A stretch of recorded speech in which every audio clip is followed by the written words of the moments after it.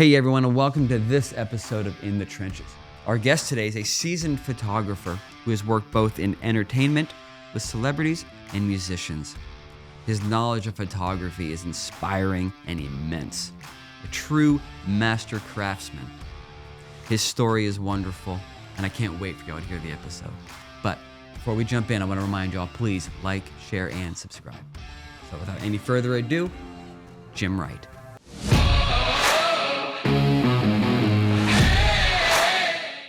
Jim, thank you so much. Thanks for having me, brother. It's good to be here. Yeah, I'm glad we were able to move mountains and make this work. I'm a big fan of your work, and when we had reached out, we went back and forth on Instagram and stuff, and I was like, yeah, I got to make that happen. Got to make that happen. And it was my wife who reminded me. She was like, "You gotta hit up that dude Spidey. Are you friends with him?" I'm like, I never actually met him. I'm like, we just follow each other. We like each other's work. I really respect him as a photographer and a director. So she was like, you should do that. I think it'd be good for you too. It'd be good therapy for you, as well. Good wife, because that's she knows. She's always worried about my psyche, because I'm probably as you are your hardest critic, because we're just constantly pushing and pushing to up our game and up our game. Almost to the point of possibly self-sabotage to a point. At this point in my career, I could probably look back and be like, ooh, that was, you were riding some thin ice on that move there, buddy. I've been right there with you. I know exactly what you're talking about. It's almost like you almost want to tear it down to rebuild it again. That's kind of the creative, artistic spirit. Oh, it's the process is that you go and you develop your style, and then you add to it. Well, and then I'm going to do this and I'm going to do that.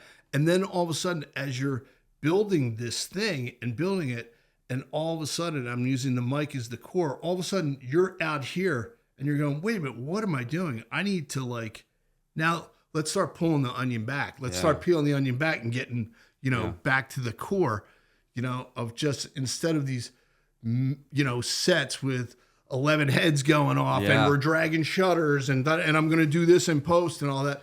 How about a fill card in open shade with a negative fill? You know what I mean? Well, I want the viewers and the listeners to know, we've got a legend in front of us, guys. So, let's pay attention. I have a lot to learn from you, and I have even questions that I've prepared, because a man of your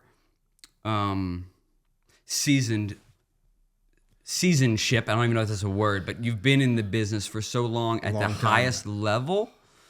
And what that says to me is that you know how to reinvent yourself, and you know how to keep it moving and looking at the landscape head down, and I just think that's where we are today. So thank you. I appreciate that's a huge compliment, and that really, thank you so much. Yeah. I appreciate that. I really do. Yeah, reinvention. That's the game, and it's reinventing, but it's also not losing sight of who you are. Yeah. I constantly go back to I have a library of books and photographers that I've studied, painters, writers. Music plays a huge part, believe it or not, in my photography. I'm actually putting together an exhibit now called I Hear Pictures, which I'm putting together. I actually have a PR person now. I can't even believe that. It's kind of crazy. So we're working on that. So I'm looking forward to really diving into the archive and doing, because that's how I started this mental development of who am I, Jim Wright, photographer? Like, what is my process? And I never thought about it until I met this PR person. She's like, what is your process? Like, really? And I'm like, it's going to sound crazy, but I don't see pictures. I hear them. I hear music and I see it.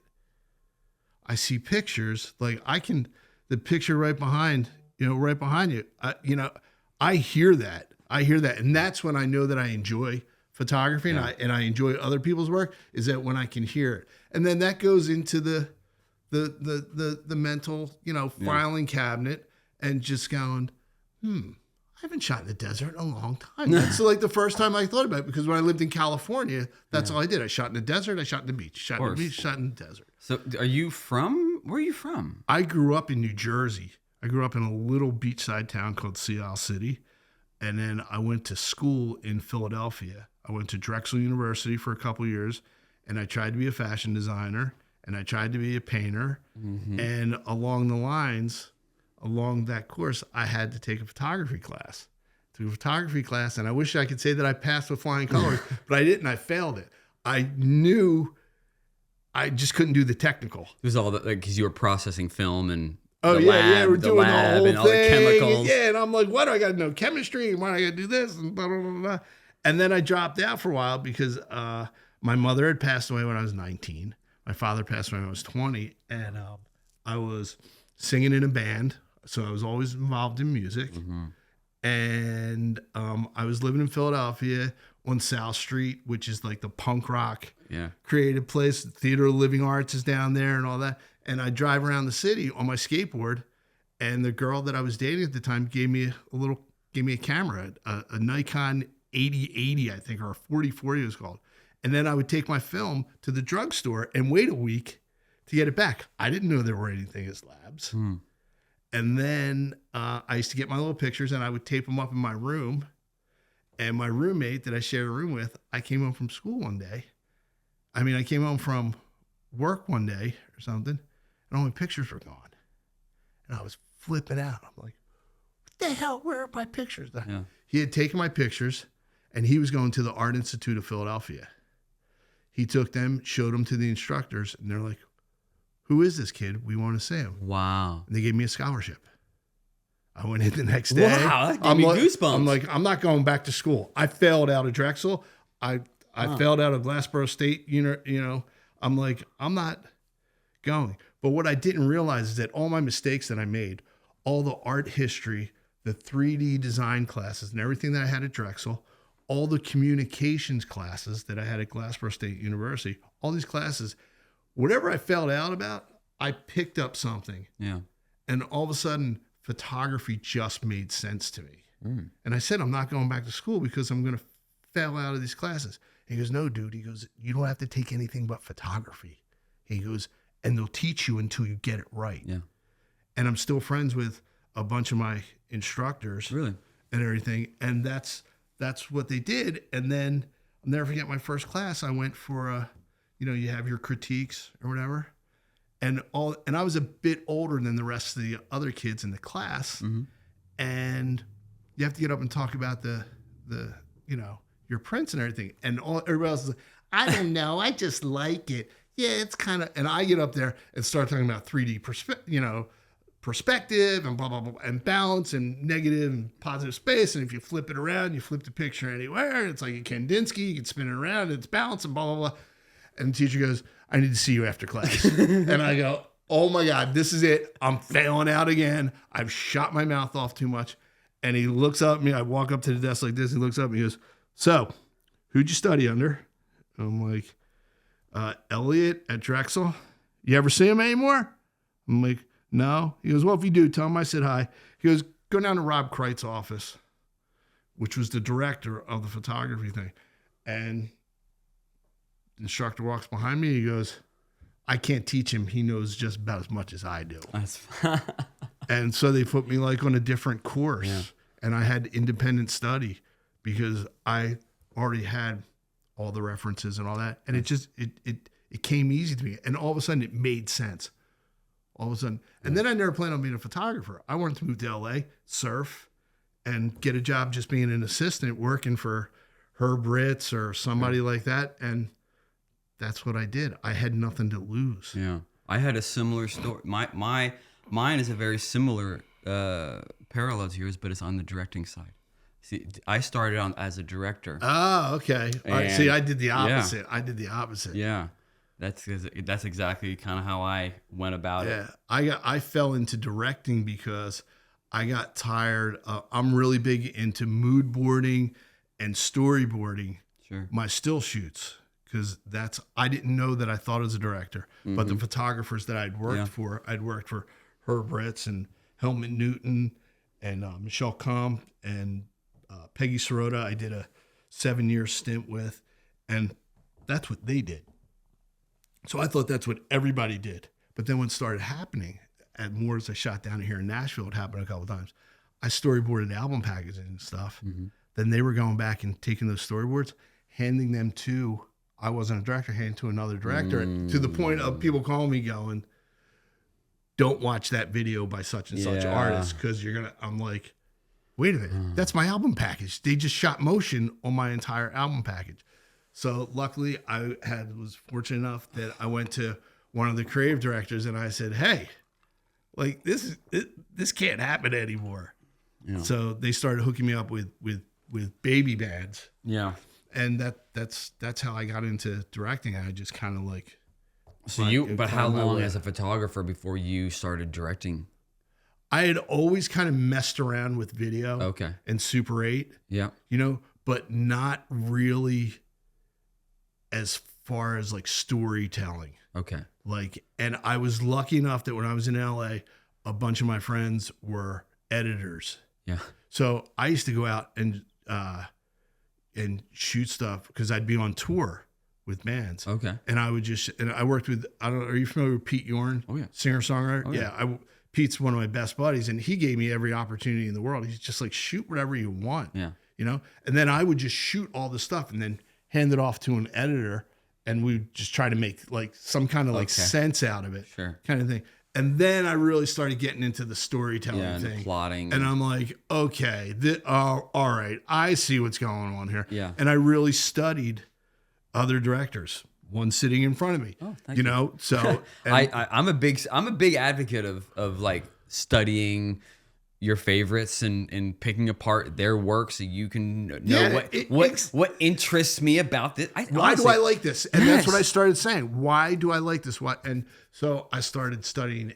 Anton Corbijn is one of my favorites, but his style is so distinctive that if you use that too much in influence, then somebody just goes, "You're doing it. That's a ripoff." Yeah, you get. Yeah, but I tried Gamma Blacks and I just tried to think more of like how he like sets up shots and how every shot kind of looks like a still photograph. Yeah, that kind of thing. So I went from that perspective from him. The rawness, the lewdness, I kind of took from Peter Lindbergh because he's one of my favorite photographers. And I still amazing. And I assisted for him a really few did? times. Wow. So I was there. I was able to see. What was, what was going on and things like that. And then strong hair and makeup and styling. That was from, being in, Herb. But yeah, Herb. He took the best hair and makeup, best model, best. Boom. You can't miss. Give a really, really great key light and boom, you're there. And then bring that little magic out of the girl and the little subtleties that only Herb could, bring, even if it was just a glance here or a look there. Bring his work was so simple, but so perfect. So perfect, exactly. It's just, it still brings me joy flipping through the books, and I'm like, because it was such a time, in LA. The glory day. I mean, I can't help but to think of nowadays everything is well. I speak of it again. I'm what I like to do in the podcast is find parallels with me and you, and I'm right there with you. But right now we're currently going together, but I'm in the directing seat. Right. It's just interesting the parallels of what now you look back at it. I look back at the golden era. I call it the glory days, and now I struggle with. I call it like the proverbial. Feed the machine. We're getting we're getting farther. I don't want to get into this just yet, but we are getting away from some of the craft work of what what you're referring to, the best stylist and the best this, and where now, best lighting, and now it's kind of like hose it down, get a bunch of assets. You're definitely not going to, you might mood board, but that mood board is just images out of the air. It's not going to be as specific as it was back in the day, I think. Yeah.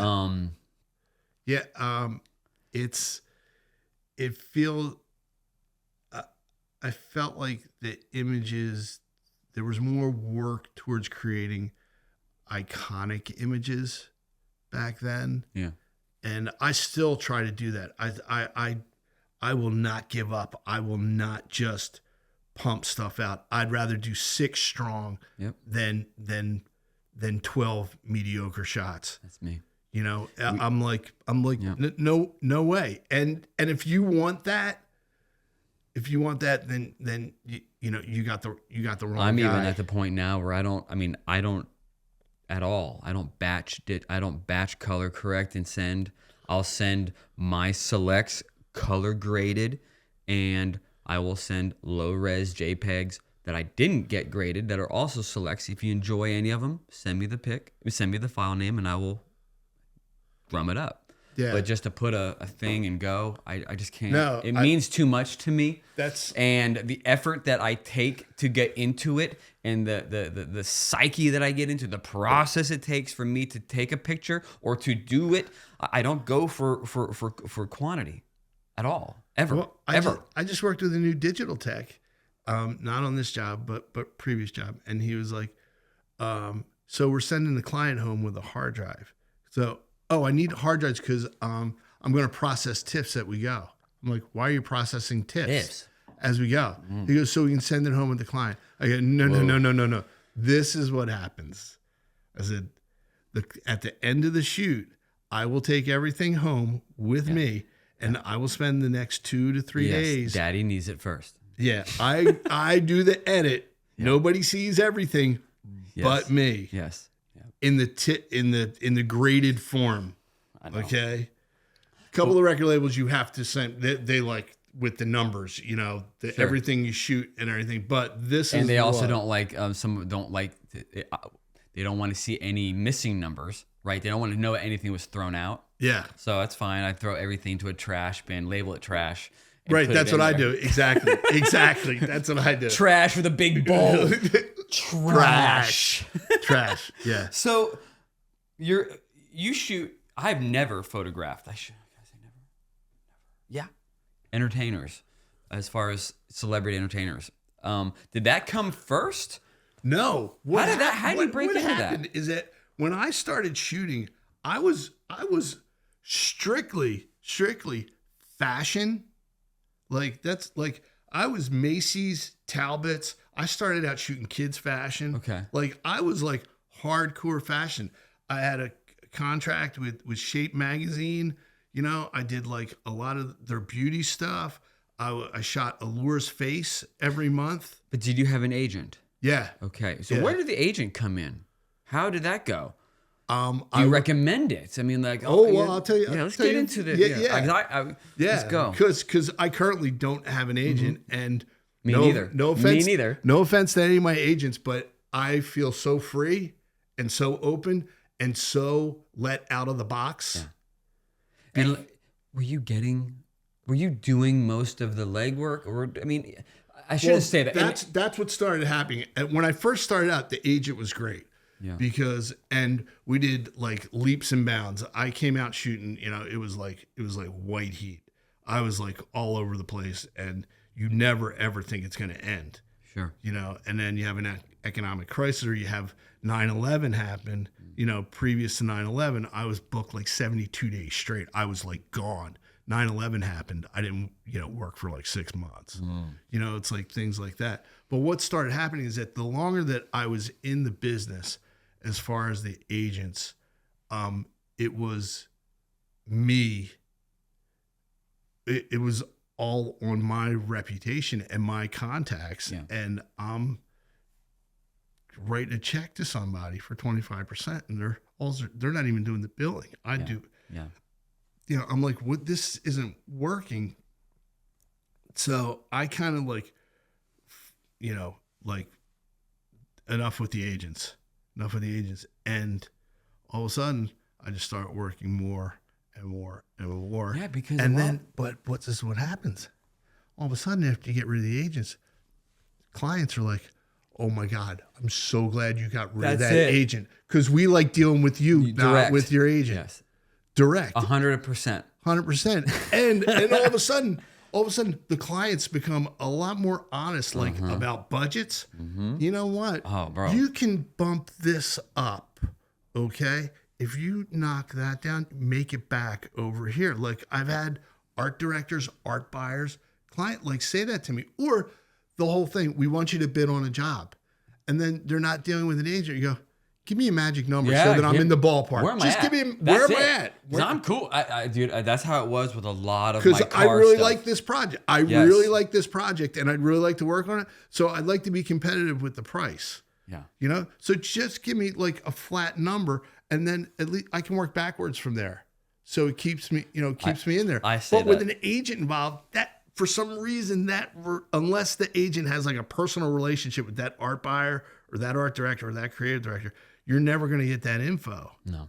And it just seems like and no offense to any of the agents out there, but it's kind of an antiquated process. And what I was going to ask that is like, because a man an artist of your caliber and distance, you're able to see a full, like the business take a full 180.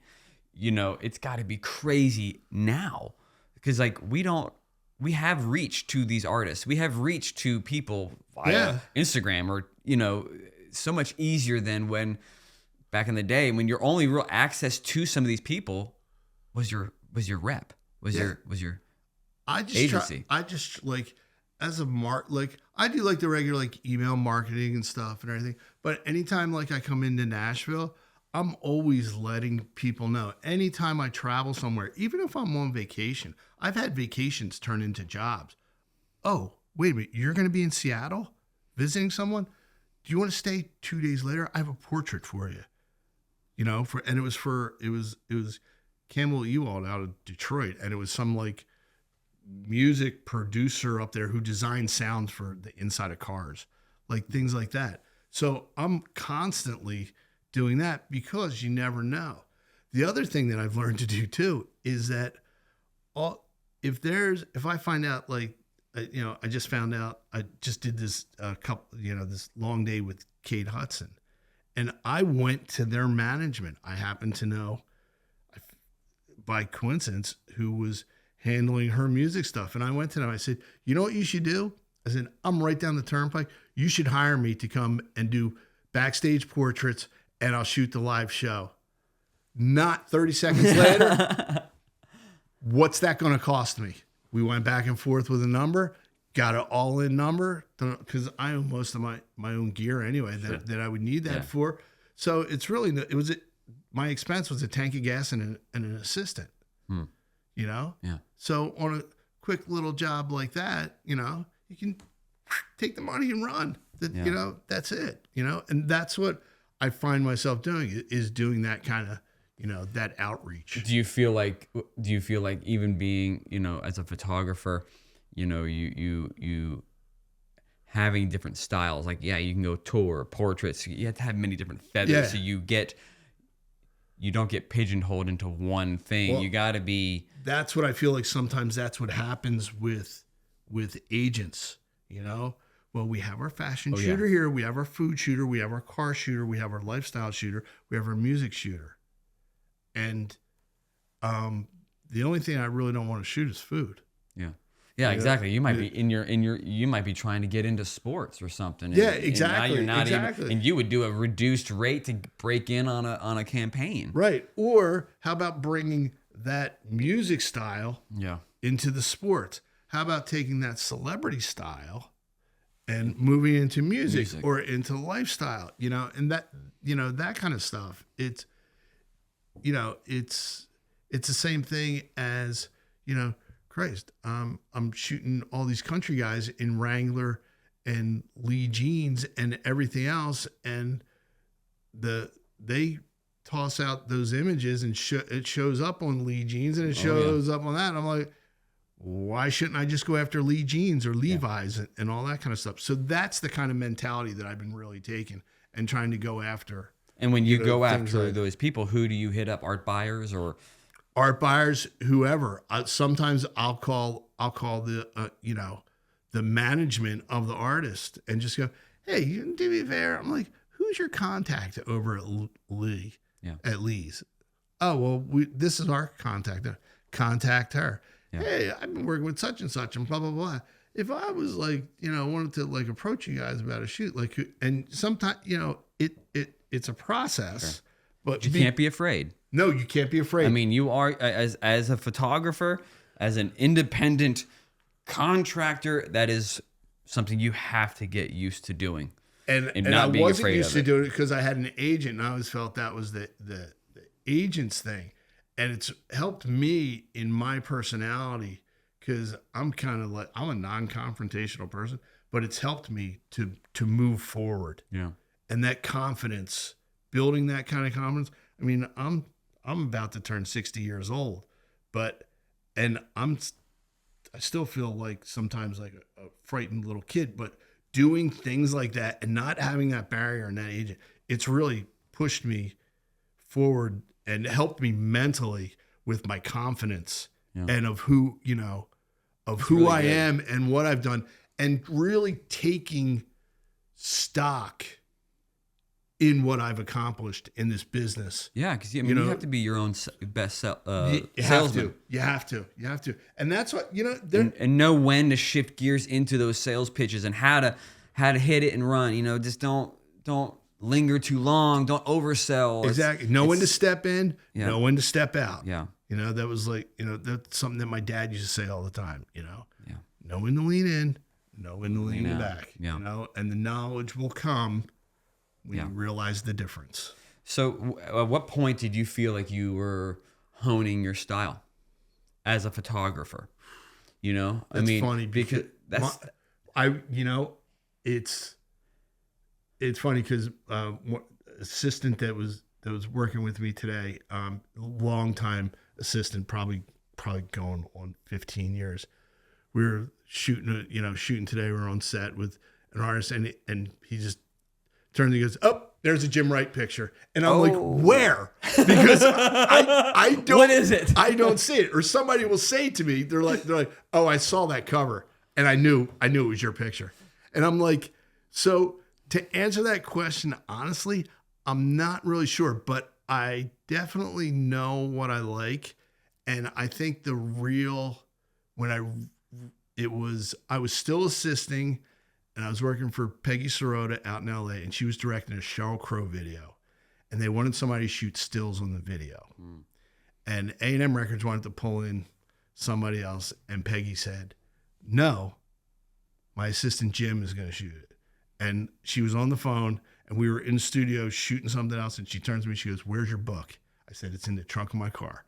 She goes, "Call for messenger, get it over to A&M Records." They were like, "Fine," or whatever. But I distinctly remember like whipping off Polaroids, 665, like stuff, and looking at it and going, this, it didn't look like the video. It looked like mine, There you go. and that was a while. That was Every Day's a Winding Road. So that was a while back, and that's when I. That was a beautiful video, because you know what I loved about that video is that it was kind of a pinkish monochromatic tone to it, but what I loved about that video was how every shot was different. Yeah. Every angle, every shot, nothing repeated itself. No, I don't nothing, think. Maybe the nothing. swing where she was on, but that's a performance. But that's a day, that's a 3-day video shoot, exactly. shot in New York City. But see, I remember it. I mean, what year? I mean, I can tell you, I studied videos. I knew it like it was going in and out of style. I'm with you, man. I am so with you. But that's when, and I started to like put things together, and I'm like, wow, I think I got something going on. And because I was always attracted to Americana, but it wasn't called Americana there. It was vintage. Like I liked vintage. I had, if I didn't have long hair, I had the pompadour, and I was really into rockabilly, and I was really into swing, and all that stuff like was going on. And I've always worn hats, and I've just always, I've always been into, funky glasses. Even before I needed glasses, I used to wear glasses. So.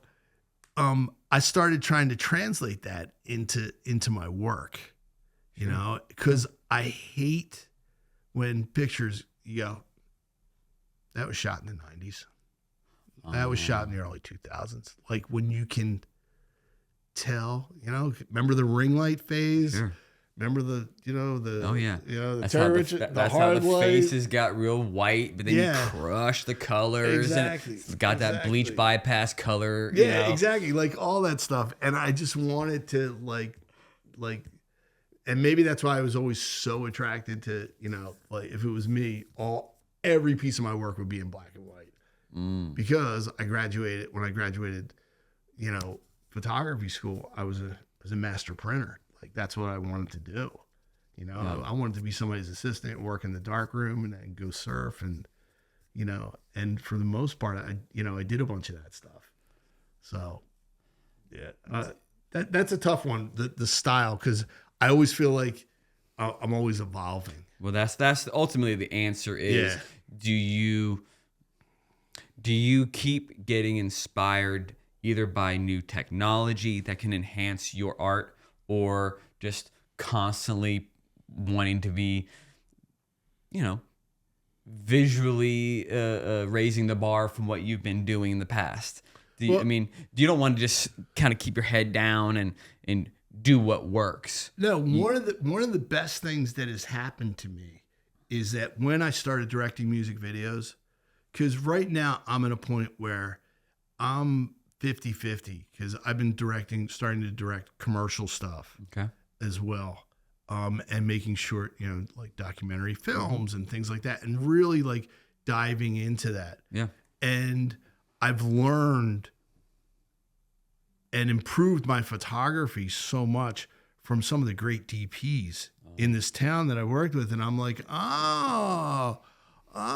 and so that's how I learned photography. That's how I learned most of mine. Yeah. So I came after directing, you see. So I took a lot of the cinema elements and put it into my photos. I never would shoot, wide open with a 300 millimeter lens, but that's what I love doing now. I was always a short lens guy, but man, I just love that cinematic look when everything's falling off and it's just, and all of a sudden, it's just the subject, and it's just, but you learn that from sitting there like looking through the camera. What lens is on here? Yeah. And they're like, oh yeah, like I know this already. Or even just pissing your DP off by saying, what lens is this? 35. Oh shit. Can you put the 50 back on? Yeah. And then you look at it, you're like, yeah, back to the 35. You do that enough. Guilty. And then you're like, oh, I know what these are. Okay. Yeah. I mean, but it is honestly how it's done. Yeah. I mean, even the DPs, that's how they did. They sit in there in the prep rooms and go, a mutual friend of ours, Keith Lehman. Oh yeah. Keith. Yeah. Well, you guys work a lot to gether. We have over the years, but we worked together. Keith actually working for Peggy Sirota. Yeah. Keith is one of the guys who, when I left to go shoot, he took my spot there. Oh, because I knew he did work assist for Peggy. Yeah. And I knew he had a photography background that led him into DPing. Yeah, because that's basically like, 2 degrees of separation to everything. Exactly. Peggy Sirota's work, not to get off track, is some of my favorites that inspired me even in photo. It was one of my, because most of my mentors were directors and DPs, like Matthew Lepatique and James Hawkinson. But then when you get into photo, when I was like, I love photo, I got in, and I'm like, I start to do what I did as a director. Study the greats, David Clinch. Exactly. I was all on him. Lindbergh and Peggy was one of them. I just love. Why do I like her stuff? Why do I like? People always ask me. They're like, oh, you assisted for so many of these great photographers. Like, what did you learn? Michel Comte, great French fashion photographer. French Vogue, all that. And I'm like, from him, I learned that you can light with anything, whether it's a candle, a light bulb, the sun, or strobe. But the most that I learned was from Peggy, and it wasn't technical, because if you really look at her work, it's not technical. But what she does is that I don't know anyone that's better at directing people. She knows what she wants, she knows how to get it, and she gets it quick. And she grabs these snapshots that they look like they're on a whim, but there's so much planning that goes into them. It's crazy. And is I've tried to take that into my work for years. Just a little spontaneous moment, whether it's just like a tip of the head or just, like something, or you're just catching like that lighter going or something. Like you just got to be ready. Like, all the time, Almost all of my shoots, I have a way of pretending like I'm shooting or pretending like I'm doing something to get them off guard. And I'll be like, or if you're the subject, I'll be like, hold on one second, I'm just saying. No, then just click. Just move it over, catch these little B moments, those little in between. That's what it's about. In between moments. Yeah, that's what the artist I was working with today. He's like, "Oh, you doing one of your walking shots?" And I said, "Let me explain the walking shot to you." I said, "I get you to walk so that when you settle, you look cool. Because if I tell you to stand there, you're gonna stand there. But if I have you walk into the position and stop and settle and you rest on a hip or you turn and you look," I said, "it's just a vehicle to get me from point A to point Z." That's it. That's all it is. I did one of our past episodes. We did someone asked about one of my favorite photos, and I described a Morgan photo, and it was exactly that. It was just off the cuff. I asked, "Hey, we were done shooting." Oh, I saw that. I know exactly what you're talking about. I conducted it no differently than like a video. I stood, just walk, and it was really just I wanted the moment where he stepped on that leaf, that leaf, but I didn't want him just to stand there and it would just be it wouldn't have all that emotion from A to B. Right. You know what I mean? Mm-hmm. I do that all the time. I think that's keeping the artist moving, keeping the subjects entertained. I never really got into the editorial magazine while it was popping. I'm sure you did, where you just take Zac Efron or whatever and just run around and you shot Bruce Willis. You shot everyone. Bruce Willis, you take him to the beach and they're like, "You got an hour." Yeah, I was going to say 30 minutes. Yeah. We just ran around the beach for an hour. Now, are you, when you're you're up on probably PCH up in the boom, are you have an assistant with a little like umbrellas and stuff? Yeah, just to do it? Or you just kind of? No, I just used to we do that stuff. I always request that we either shoot very early in the morning or very late in the afternoon. To keep your imprint small and you can bond with the person. Exactly. And I don't, I love that early morning light, and and everyone seems like fresher in the morning, in the afternoon, and the light's just better at the beach during that time. It's bouncing off the ocean. You got natural fill and all that fun stuff. Shooting in LA or in around LA, you never were, scarce on locations. You had everything and anything at any time relatively to go shoot, get textures, big epic backgrounds, whatever. I used to playground. I had a studio in Venice Beach, so I just like come down to the studio and we'll figure something out. Like, where are we shooting? I'm like, Venice Beach, and you just walk around. Yeah, it was. But for the celebrity stuff, that doesn't happen anymore. It does, like, you can't. Really? Because then they're taking photo of people. Yeah, exactly. Yeah. It's not like it. The innocence is gone, right? The innocence is gone. It's got to be a totally controlled environment and everything. And usually time is very short. I used to get 4 or 5 hours with somebody. Now you're lucky if you get 10 minutes. Really? Yeah. Now, do you feel like? I mean, what is that? Has the art? Has photo been diminished because everybody's just scrolling and now it's just I think now we're going back to that thing we were talking about much earlier. I said we are going to touch on it. Yeah.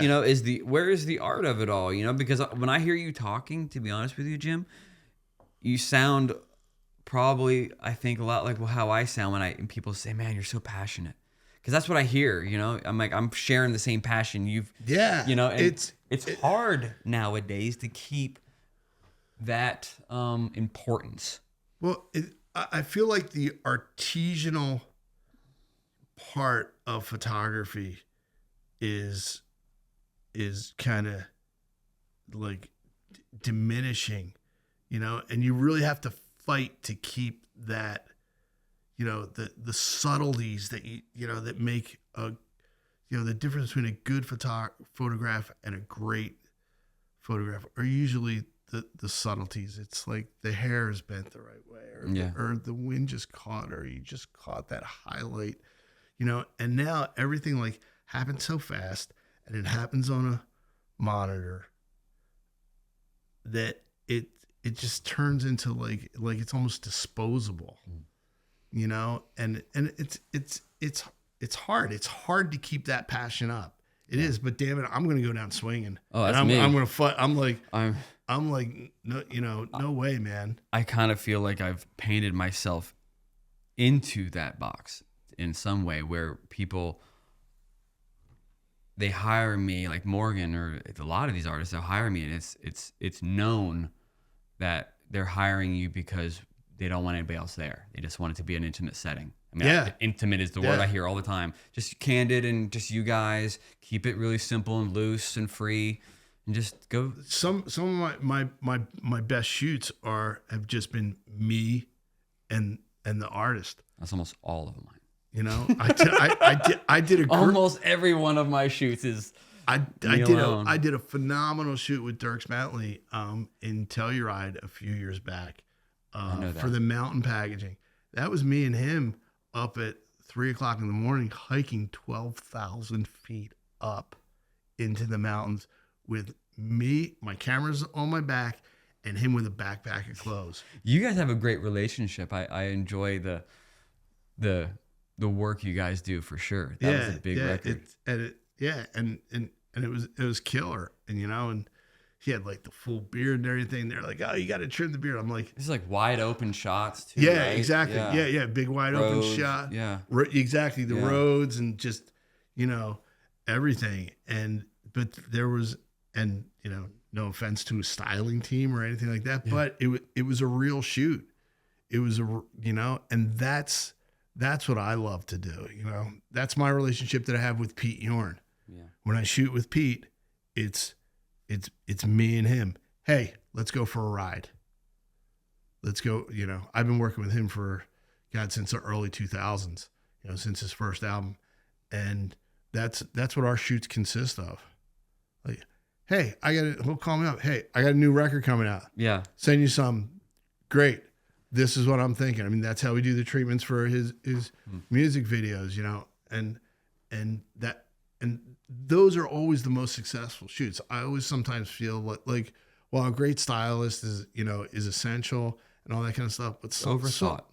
It's overthought. Too many cooks in the kitchen. There's too much salt in the soup, and it's still edible. But yes, I agree. Yeah. I agree. Yeah. I couldn't. Your sentiments are well in line with mine. Yeah, and it's just, and I think that's why I like the backstage stuff so much too. Oh, lifestyle. I mean, that's lifestyle reportage. Everything. I mean, you got to see the stuff I just did of Aldine. Yeah. It's so cool. I mean, just fun. Yeah. I've toured with Jason before. There's always something going on. Yeah, the reportage, the energy. Do you still get out on tours? Not as much. When I got married, that was one of the things that the wife talked about, and now I think she wants me to go back out on tour because I think I'm starting to drive her nuts. Yeah, but exactly. I'll do it every once in a while. I'm not quite. From doing it for so many years, I just used to hop from tour bus to tour bus. Like literally tour, and I got a bad knee from you jumping off the stage and you're running up and down the aisles. I had to have 2 surgeries on my knee, so I can't. I love it. I have a feeling. You said 60, right? Yeah. Okay, I got 12 years. I feel like you're like my spirit. You're 12 years ahead of me. I'm gonna be on a podcast going because that's how I got my nickname. I mean, that's it, Spidey. Because I'm everywhere on stage, underneath, and I'm just. I get up. And I'm like, oh my God, my knee, my knees, my lower back. Exactly. And I just can't. I love it though. I do because music means so much to me. Yeah.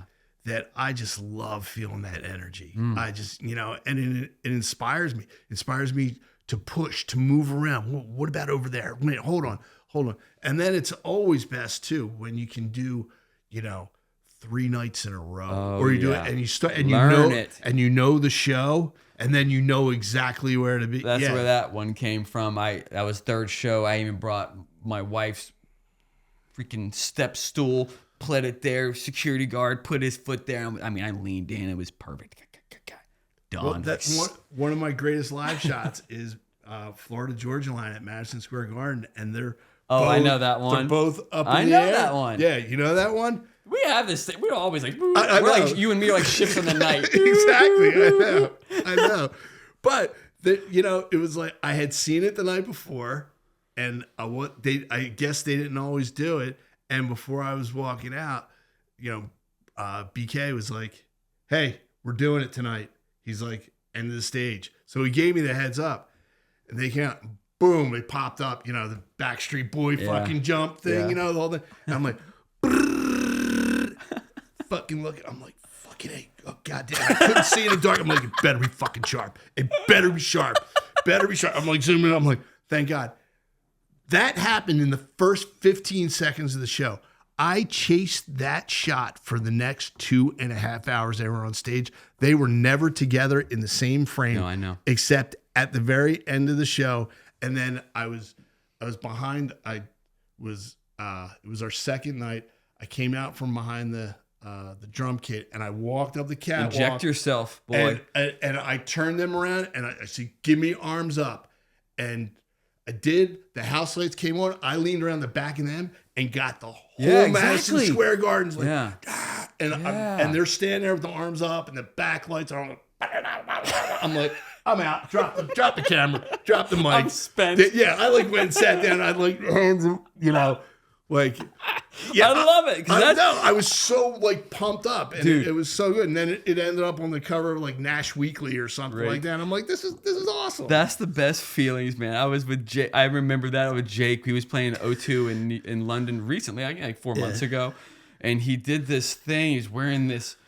What was he wearing? Like this yellow pants and this fringe shirt, And he hadn't done it yet. And of all the shows I've seen him play, he contorted his back and just started going. And I was like, oh God, I wasn't prepared. Yeah. And I don't give a, I'm going in on it. And I'm like, I knew I got it. I looked down. I walk around everybody. Yep. Yeah. But there's something to the immediacy of it and the feeling of being on tour. You're capturing those artists. It's the best. I think what I get hired a lot to do on tour is to capture the lifestyle. Yeah. Right. On the bus, off the bus. I don't think the artists ever feel alarmed that there's cameras. Me, I'm going to shoot. Yeah. I'm always have that camera. That's the stuff I always love that you're going to hang on a wall too. Because it's so great to be able to get those. Annie Leibovitz, Rolling Stones. Into moment. The 1972 Rolling Stones tour, those intimate, backstage stuff, That's the stuff for me. Yeah. Man. Yeah. My hands are all sweaty. You got me all pumped up. I'm like, no, because it's just that feeling, that adrenaline rush from those from being involved. But you have a limited, the reason, I'll be truthful, why I also like it.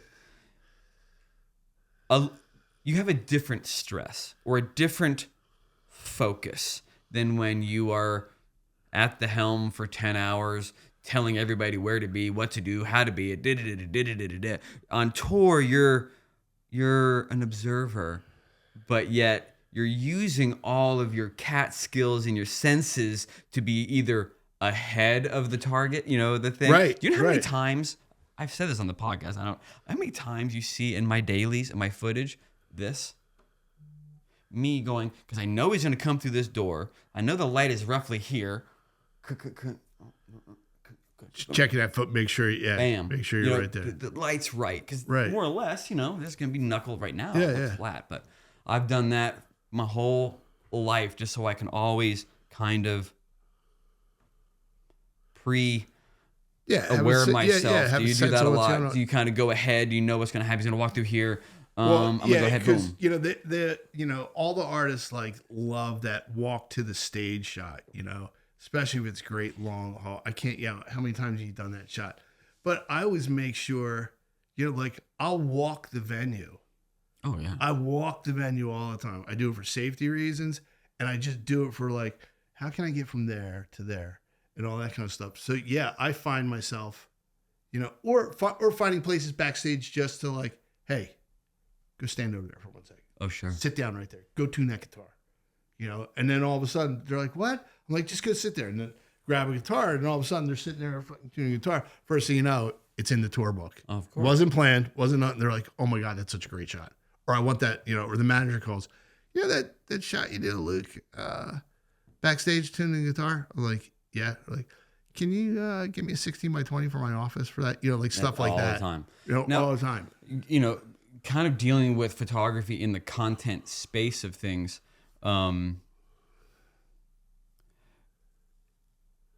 Sustainability, meaning as a business, as a family, a family man, a father. There's only so many phone calls you're going to get to do album covers.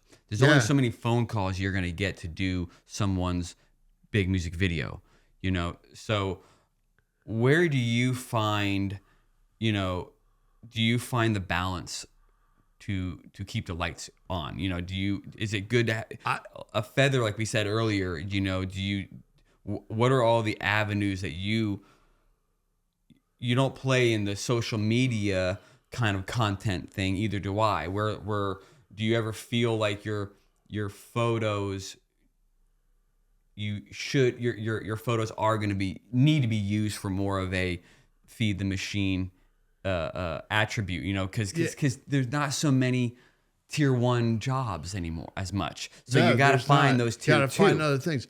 The big thing that, like, you know, I started getting into was I also, you know, I shoot a lot of landscape photography. It's my personal work. That's what I do. Yeah. Because it's that lifeguard one you did of the station was stunning. Yeah, that's the recent one. That's a whole series that I'm starting, and that's just, I like to walk around and take pictures. Well, here's the thing. Right before I got here, someone called me, and somebody wants a 40x60 print of it for their house. They're like, hey, you know that thing you posted on Instagram? You know, a friend of mine from down the shore calls me, and he goes, yeah. He's like, such and such wants to buy this print from you. Is it available? I go, it is now. Great. You know? Perfect segue into ownership of photos is my biggest topic to talk to people, because now I feel like the podcast just started because you segued right into it. You wouldn't be able, you know, I mean, hell, where do we dance in this? I just love, as a photographer, we have the capability of owning our own work. Yeah. As a director, you are for hire, and that is how it works. Photographer, the unions or whatever, how it was started was done right, you know, and that is single-handedly the biggest attribute to making me pursue photography as an art, is that I get to own my pictures, or work to own them, negotiate to own them. Yeah. They can see a bigger audience. I can sign my prints, make a book. I can see them in the tangible form. That is humongous to me. It's and huge every to me. shoot that I do, because if I can't do that, then I don't see you as an artist. And I can't look at you the way I want to look at you that's going to make other people see it. That is the facts, Jack. That is that. Yeah, I can't see it any other way. I'm with you. And I know there's plenty of people out there who will do it, and then you need to go to them. They're called the Santa Claus photographers. Yeah. Well, I have a real problem with ownership, and it's killing our business. This is where Salty Jim comes out. Sure. Because I feel like there's a generation out there working, and I'm not saying that they're not doing good work, but what they're not doing is that they are not only taking jobs just to take jobs, to say that they did it, okay, but they are also signing over all of their rights. And that's across the board in advertising, editorial and in music. And it's just like, it shouldn't be that way, because you're not helping. They're satisfying their own like ego, but at the same time, I don't think they know any better. But also what happens is that as the young creatives come in, they don't know any better either. Mm-hmm. And they think that that's the way that it is. Well, that's the way it is when I started. Yeah. But that's not how it works. You're looked at as an asshole because you defend your work or you defend your copyright. Yeah. Or you are a little not difficult. Wait, it's not difficult. I maintain the right that I can sell fine art prints and I can put them in books. That's all I really care about. I don't want to make a coffee mug with your face. No, I don't. And by the way, I will say we got to clarify, a compilation book. They won't want you to make a Sheryl Crow book per se, would they? No. You see what I'm saying? Yeah. Limited 5, 6, 7 pictures most of the time, right. Not the ones used for the marketing of the album, because now you're fighting the label versus the man. You know what I mean? Yeah. I mean, it's a wide discussion though. It's a negotiation. It's just not a blanket. Here you go. No, you have to speak up, and you got to stand up for your rights, and you got to quote the Clash, know your rights. Yeah. Do some research, like learn about copyright, learn about likeness, and the ownership of your own likeness, especially in this AI world that we're going into. Especially. It gets even more sketchy, and that's I just feel like the younger generation like really needs to take a hard look at it, because at this rate, if you keep going, by the time you are in the ground, there's not gonna be anything left. No. And a lot of these young creatives, man, they're like, I get a lot of DMs, they're like, dude, how do I get to own, the photos? You look so rad to get your stuff printed and sign them. I'm like, dude, there's not a better feeling than whipping out of the plastic, this huge size of this table. Exactly. And just like, good God. Yeah. I mean, it's like a superpower, Well, that's the one thing that I always tell the young guys too, is print your stuff. Please just print it. Yeah. Just print it. Fall in love with it. Yeah. Just like learn how to print. Anybody can print these days, take a darkroom class. Like, the more that I think that if you learned about the darkroom and you learned about how to shoot film, it would make digital that much easier for you. You'll have a better understanding of just how light works. Yeah. And composition, because you're not going to waste your clicks. Exactly. Try like shooting without going like this. Have you made a book yet? I haven't. Wow. I haven't, and everybody's after me. I have. I love that. Like, real quick, I love that you sell your fine art prints and stuff. Yeah, it's great. It's great. It's made a little, little income and But stuff, would you make? Are you thinking about making a book of your work, a collaboration? Yeah. I definitely, get off my ass and do it. Because I also have my journals too. I was just gonna say, your journaling. How does that work? What do you mean? How does it work? Wait, what is it? How do you get? I started it years ago. It's the most artful looking. I'm a collector. I'm a collector. But it's just the way it is. You see even the rivets. I don't know, just everything. Yeah, everything. I know. I like whatever's laying around. That's my favorite stuff. I love those journals. Well, I'm getting picked up by a gallery in Detroit, and all the guy wants is the prints of the journals. He's like, this is crazy, man. Yeah. This is like, because basically what I am is that it's a way. I'm a frustrated songwriter.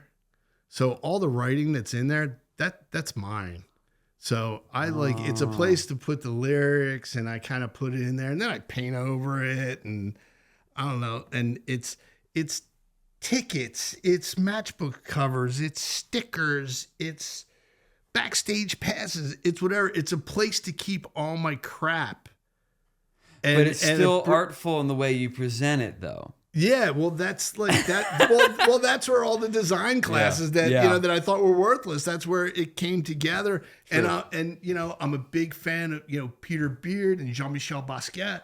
So it's like I take a little bit of that and I make it a Jim Wright. And there's kind of there's a Jersey Shore theme, and there's the lonely guy, a heartbroken guy. Even though I haven't been heartbroken in a long time because I have a wonderful marriage. Yeah. But I still I go to that place where I was a young kid, like wondering what I'm going to do with my life. I often find I put myself in that place, and that because I never got to do that as a kid to be an artist. So I put myself in that mindset and kind of create this kind of crazy world traveler, kind of thing. Even though I don't really travel as much anymore, but in my mind, I'm still traveling. Wow. How did you get the exhibition, or what the exhibit they're going to do on the Detroit Gallery? PR person that I've hired, she's like, what do you want to do? And we just want to, it's part of feeding the machine and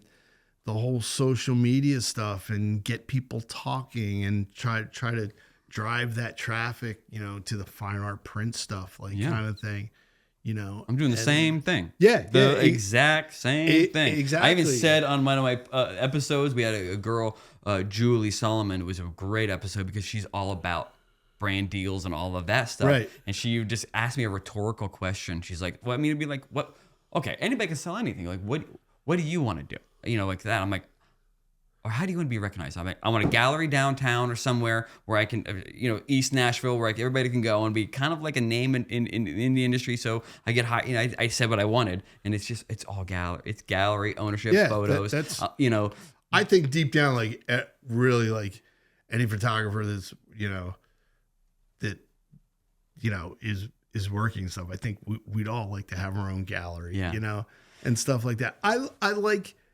I get real joy out of selling prints, and then people also telling me what the picture means to them or what it reminds them of. For sure. And then also relaying my story of why I took that picture. And more often than not, there's usually some kind of parallel, even if I don't know these people. Yeah. So, and that's a real joy, a real moment for me. And because I just love personal connection, and it's just great. And it's fun to talk about my work. It is I enjoy it, and people want to know. And I say it all the time because, I never thought that anybody really cared about, what I do. And people they're just, they really are. They're intrigued because we are very fortunate at what we do. Sure. Very fortunate. I don't know your religious belief or anything, but big time. Yeah. Gratitude. All the way over, because what we do, I can be at a party or something and all these guys, all my daughter's friends, dads and everything, they're all cool and everything, but most of the guys have 9-to-5 jobs or usually finance or something like that. And then they're like, what do you do? And I'm like, I direct music videos and I'm a photographer. And they're like, you what? I'm like, you listen to country music? And they're like, yeah. I'm like, do you know this song? Mm-hmm. And they're like, yeah. I'm like, I directed that video. Parker McCollum, You did? Yeah, exactly. Yeah. Exactly. Or it's Riley Green. Yeah. Or biggest guys in the game. Yeah, exactly. Parker McCollum, stuff like that. It's like, oh, what are you doing Saturday night? My buddy's opening up for Morgan Wallen at Citizens Bank. I'm going to swing by and say hi. And again, Parker's just a bud. I wasn't really going to see the show. I was going to see him and hang out and smoke a cigar with him. That was, and we stayed for the show. Morgan's show was just unbelievable. I was just like, whoa. I'd met Morgan before, but I never got to see him. I've seen him perform, but not see him perform live, and kind of blew my doors off. Kind of blew my doors off. I was like, yeah, okay. All right, okay. All right. Yeah. Do you prefer your probably answer is gonna be just like mine, but It's a question I would like to ask. Do you have a preference over photo or video? At where you are, right now. How about that? That makes it a little easier. Versus me, I would say, it tickles both sides of my brain. When I get burnt out of this, I'm lucky and fortunate enough I can go to this. But you don't have that option right this minute. What is fueling your creativity the most? Right at the moment, right now? Photography. Great. Photography right now. But and what about it? What in it? What inside it? What's your kick? What's grabbing you? This many years later, still I had loving a couple. it. I had just had 2 really great shoots back to back, and in both shoots, I got to bring a lot to the table. And this shoot that I just did in New York was completely 180 from what I did today. Shoot in New York was with an artist, and it was all beauty. She was female. We were making her, look like a rock star, and, had this like Stevie Nicks vibe going on and all this kind of stuff. And it was all about the beauty, and it was the hair, and I love that. It's like my inner gay man that comes out every once in a while. That's what I call it. So my wife calls it too. She's like, "Are you sure?" The inner metro in you. Yeah, exactly. My metrosexual, And then today was the opposite. Today was a guy, and it was about making him look rugged, look cool. We had a theme for the shoot that kind of had to play into the title of his new album package. And I threw out these ideas, and everybody kind of went for it. And I got an artist out in the middle of the night to shoot. That's great. In an area, which is because he was game, because I've built trust with him.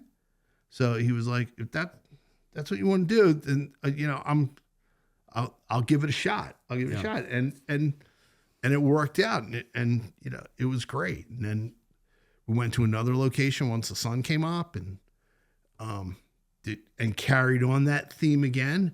But it was just something that I really wanted to do. And you stayed on course, and stayed right on course, and you got the goods. You liked the photos. Yeah, and whenever the artist is taking screenshots, screenshots and sending them to his wife, going, "You're good, babe. Look how good this looks." Now, do you like to tether or not tether? Do you prefer? I would say 10-1, no tether. 10, no. You have to. Okay, fine.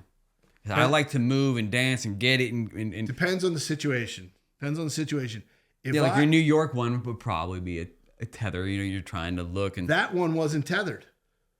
With the female? With the female, it wasn't tethered. Wow. Okay.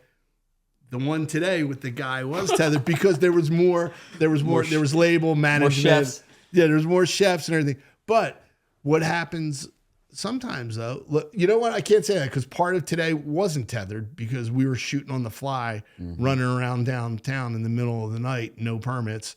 So there was no way I was tethering. We were like in and out stealth, But if I save the non-tether for if I don't feel like I'm connecting, even if it's an artist that I work with a lot, there could be something else going on with them that I don't even know about. A lot of times, if that's happening, to get, again, peeling back the onion, I was talking about getting to the core. Everybody go to the motorhome. No offense. Everybody go to the motorhome. Right here. And a camera. I'll even do my own silver card. Control the situation. Control the situation. That's what you're there for ultimately. Exactly. And break it down.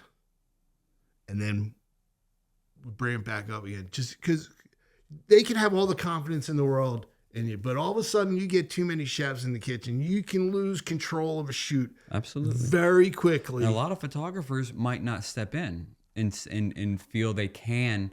You got to feel the situation out. But when all hope is lost and you're not getting it, and you're the one on the hook for the shot. Yeah, exactly. You have to take matters into your own hands. You got to step in. And there honestly, and every time I've done that, it's always so well received.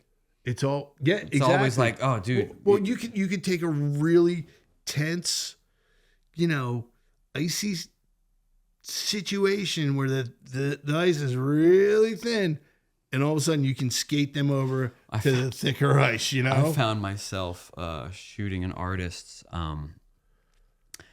opera debut. He's a young man, and it meant the world to him. And he only had his grandparents to be there with him, and they wanted to walk into the circle, and you could tell to his grandparents this was like everything. This is it. And before the show, they were in the green room backstage at the Opry, and there were social teams and people trying to get shots, and they were literally hugging and doing a prayer.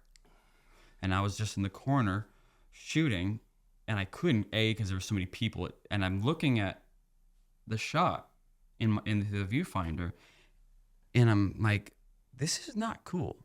So I literally injected myself by saying, "Hey, can everyone leave the room, please? Let them have this really wonderful moment. This is never coming back.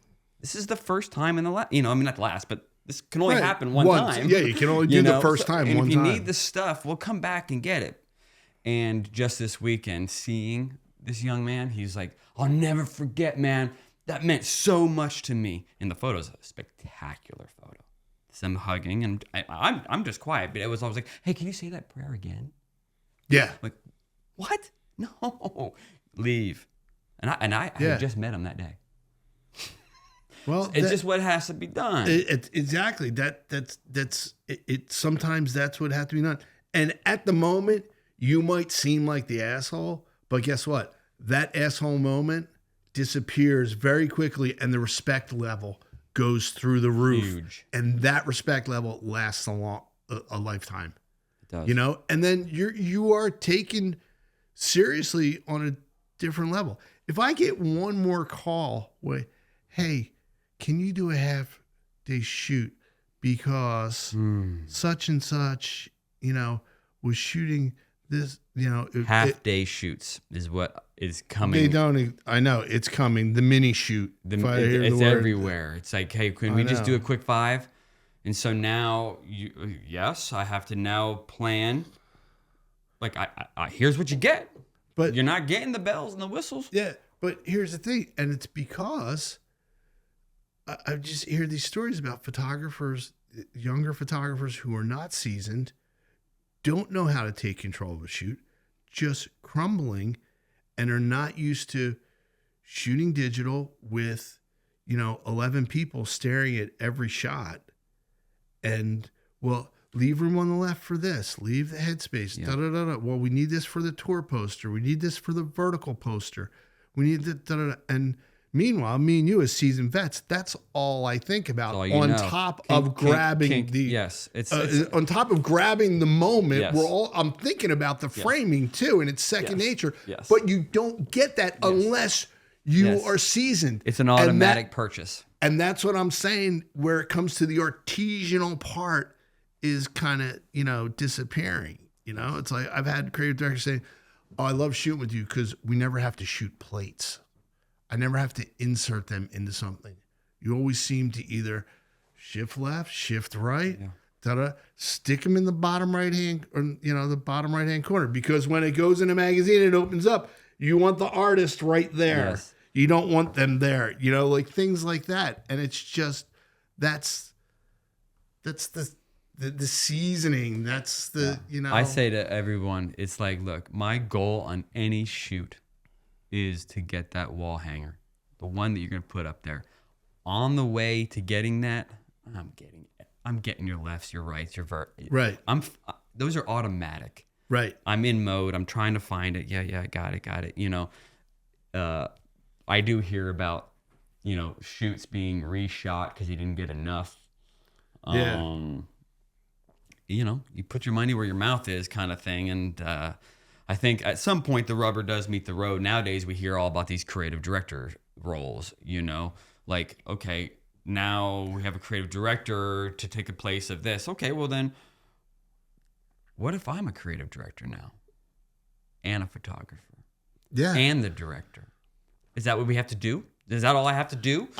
You just got to put a creative director next to your title, and you can now work at the highest level, doing tier 1 on down to 3. I was at a show backstage and someone introduced themselves to me as the artist creative director. And I find out 10 minutes later that he's been shooting for 2 years. And not that he's not doing good work, but in my mind, a creative director is someone that like can answer it all.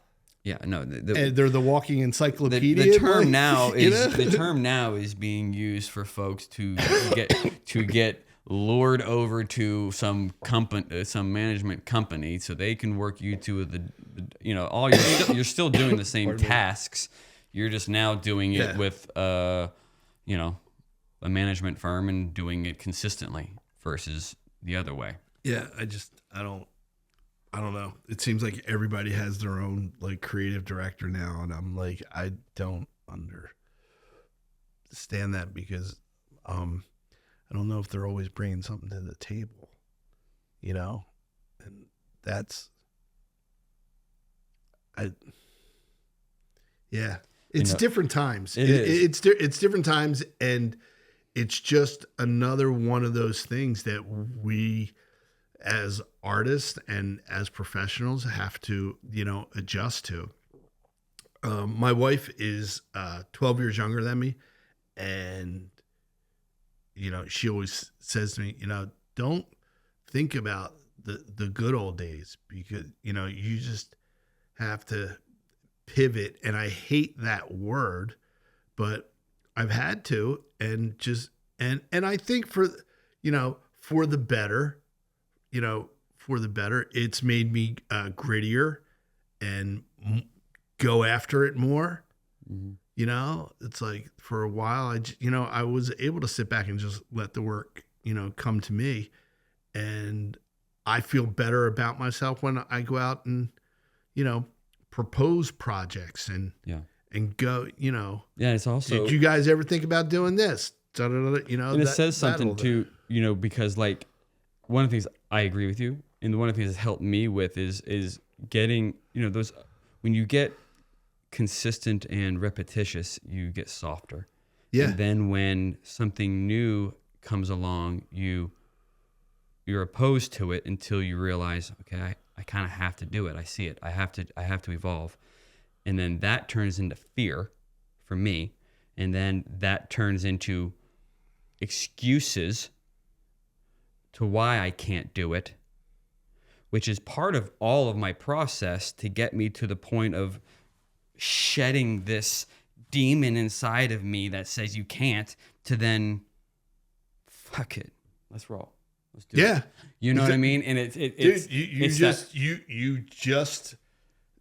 you described my life. Like you hit to, and that's again, I don't mean to be a broken record with the podcast, but that's kind of where this all happened. I wasn't gonna do it. I packed out with the gear. I owned it. And then my wife's like, you can return it in like a couple of days. You still have the time. It was just that fear of like, I was scared, Yeah. And then just getting confirmation and just being, I had to evolve.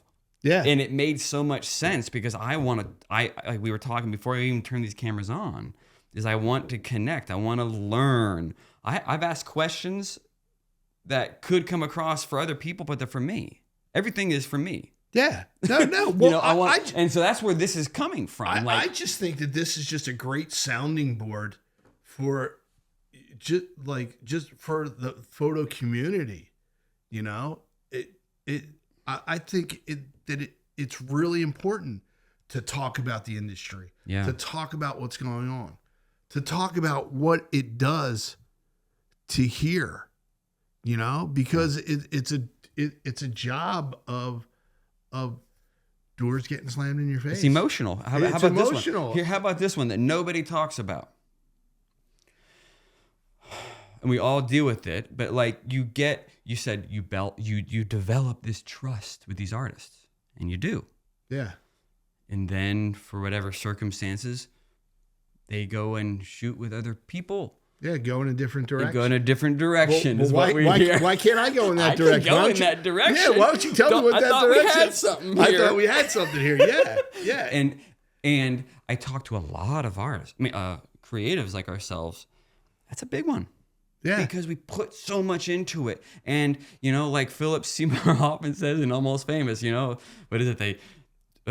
Friendship is the drug they sell you. Yeah. Exactly. Exactly. It's something that's, what we do is I don't want this art, this craft lost. I don't, there's so many talented people who don't have social media platform, whatever, prowess, knowledge, and care. Like, Sam Baer, the director? I love Sam Baer. His Instagram's like nothing. And guys, he's one of my idols. He's done hundreds of Super Bowl commercials. His style, his visual style is you can't replicate it. You can't. I've tried. You can't. Listen, that cat, when I heard that he was taking the original film and burning cigarettes across the emulsion, okay? Yeah. That's when I was just like, the balls and confidence, that's a whole nother level. That's the next one. He's like about to fall off the table. We're doting on a master craftsman, Samuel Bayer. He went to School of Visual Arts in New York. He did Smells Like Teen Spirit. He's done everything under the sun. Yeah, but he's another man. If you go watch this, he's very physical in his work. Yeah. He puts himself in his work. You can tell that. You can tell his knees aren't feeling too good. Yeah, you know what I mean. No. So one final question before we part ways. I wanted to ask, where, with what we just said, knowing that you have already reinvented yourself many times,